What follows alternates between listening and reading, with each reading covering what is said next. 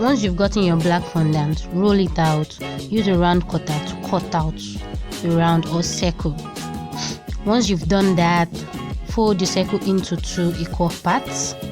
Using the artistic knife, cut through, or you can even use cutting wheel or even a knife, but I like to use the artistic knife because it is firm.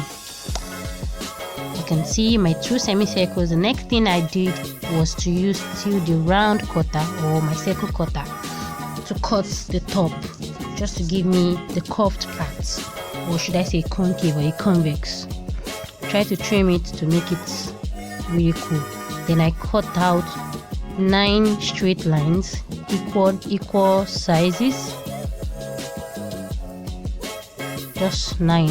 I will make a sketch to show this further as a picture, and I'm going to send it. It's just like you're cutting 1 2 3 4, and you're like, 1 is staying, I'm cutting through 2, 3 staying, and so on and so forth.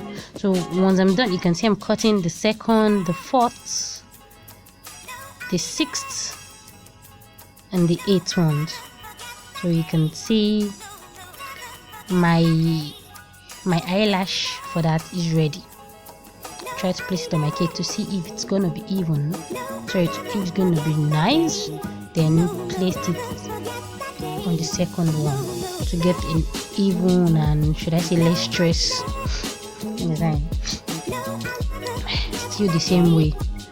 Cut out the 2nd, the 5th, sorry, the 4th, the 6th. Okay, and I'm placing it on my cake. See, not so difficult to do. You won't know that except you try. So thanks for this.